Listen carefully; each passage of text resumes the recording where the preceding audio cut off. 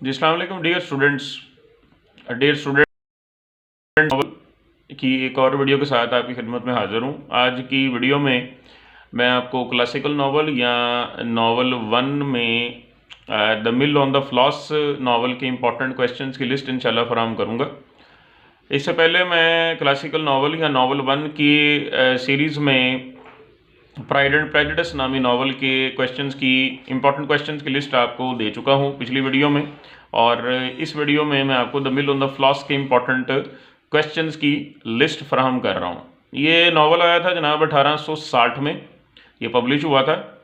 लिखा था George Eliot ने, जिनका असल नाम था मैरी एन एवंस, लेकिन इनका जो अदबी नाम है जो उन्होंने ख़ुद रखा था वो जॉर्ज एलियट था।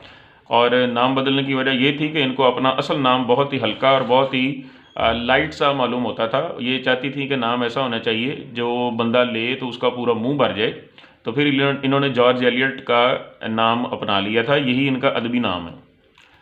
तो अब बात करते हैं जनाब इम्पॉर्टेंट क्वेश्चंस की, कि इस नावल के इम्पॉर्टेंट क्वेश्चंस डियर स्टूडेंट्स कौन से हैं। तो इसमें अगर नॉवलिस्ट के प्यारे दोस्तों, तो यहाँ पर आपको क्वेश्चंस नॉवलिस्ट के बारे में ज़रूर तैयार करने हैं। जॉर्ज एलियट बोथ एज अ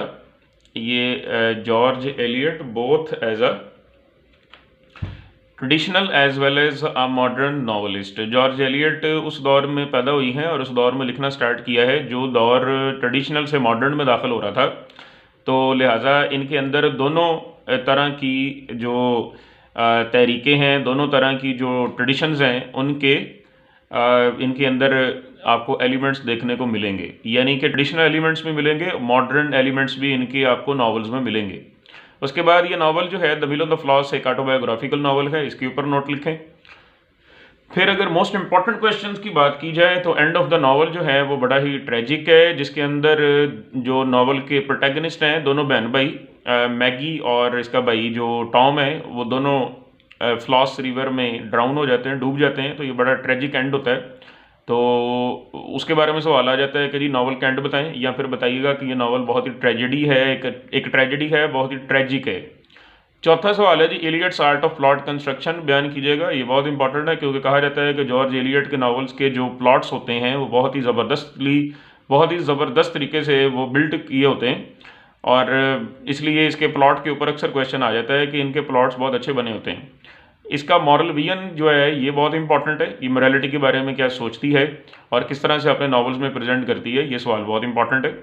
उसके बाद जनाब अगर हम इम्पॉर्टेंट करेक्टर स्केचेस की बात करें तो दो ही इम्पॉर्टेंट करेक्टर स्केचेस हैं, मैगी टेलीवर और इनके फादर मिस्टर टेलीवर, जो बहुत ही पावरफुल करेक्टर है इस नावल में। ये दो ही हैं, बाकी भी हैं लेकिन ज़्यादा इंपॉर्टेंट ये हैं और ज़्यादा यही पूछे जाते हैं।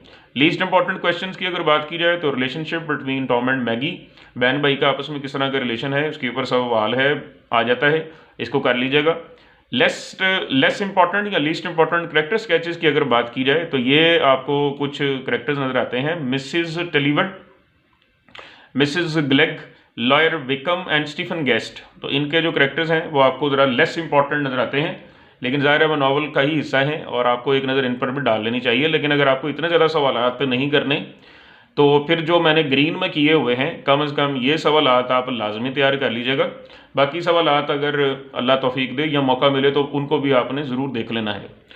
इंशाल्लाह मिलते हैं जी नेक्स्ट वीडियो में आपसे, जिसमें मैं जोसेफ एंड्रयूज़ नावल के इंपॉर्टेंट क्वेश्चंस की लिस्ट इंशाल्लाह आपको फराहम कर दूंगा। बाकी ज़ाहिर है आप लोगों ने खुद हिम्मत करनी है और अपने फाइनल इम्तिहान की अच्छी सी तैयारी करनी है। तो मिलते हैं इंशाल्लाह अपनी नेक्स्ट वीडियो में जोसेफ एंड्रयूज़ के इम्पॉर्टेंट क्वेश्चंस की लिस्ट के साथ। तब तक के लिए अल्लाह हाफिज़।